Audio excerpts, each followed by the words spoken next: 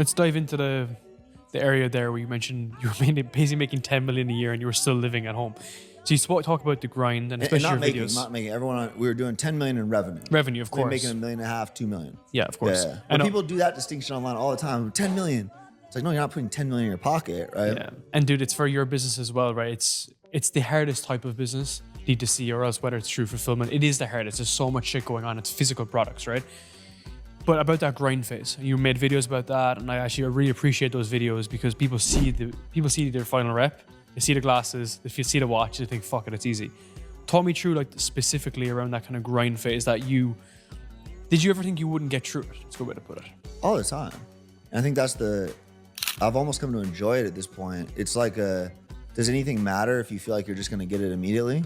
And back then it would create like an intense anxiety and pressure and stress. And nowadays it's just more, I have something that I don't know if everyone has. I don't know if people can bring it out of them. I hope they can because it's a beautiful thing. But there's this people talk about obsession nowadays and they don't know what that, really means. It's like when you're willing to give yourself to something entirely, it is fucking different. Like, period. When you become that thing, you are living in a way that it's optimal as fuck because nothing else matters. Now it sucks to everyone else looking. Like relationships start burning and things crumble. But you look at anyone who's done anything of substance, I can't think of anyone that wasn't truly obsessed at the center of that. You look at, Bezos talks about it. I mean, to build Amazon, you are obsessed. Conor McGregor from your home country, he's one of my favorite on that regard. You listen to any of his old interviews on that come up and what it took. The image of what he's going to become is burning right here. You feel it coming out of, everything he says back when he's sitting in that little shitty apartment in Dublin. I know. He's like, I'm already the 2-belt champ. and that's all he thinks. But what people forget too, because now it's become cooler to manifest or whatever, they forget that he went to the gym every day and died. They forget that he came home and didn't go out and go on he wasn't doing his cocaine benders yet, They forget that he was single track minded with that one girl sitting there to support him on everything he did and nothing else mattered. And that is at the center of what it takes in today's world. And one of the first times I experienced that was when I wanted to walk on to my college basketball team. I played high school ball, and then I decided basketball was my life growing up. That's where like a lot of my upbringing, like everything comes from basketball with me.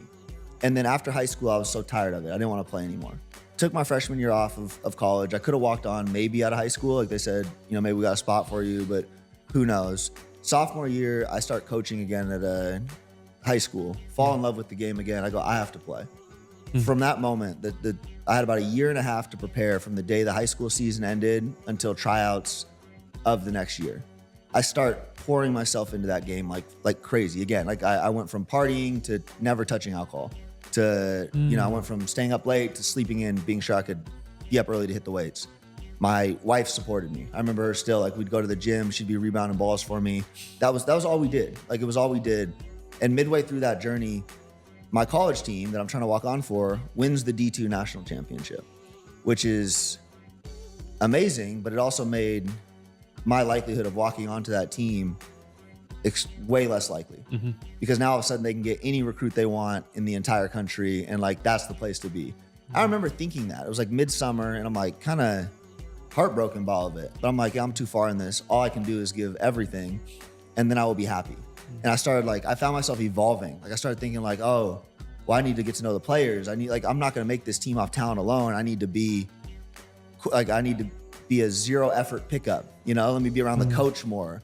On my route home from school, let me walk by the coach's office and, hey, Coach Dominguez, I'm Rob, like thinking about trying out, congratulations, just being real cool, all while giving it my, everything I had. And it became my life for those 18 months. And I ultimately did make that team. And I still remember that entire process. It was like high school had a similar thing where I didn't make the team. I wanted to make varsity sophomore year, blah, blah, blah. And I found that same obsession and I gave everything to it. And that translated to me getting the result I wanted. And I've taken that same energy and approach into the business world.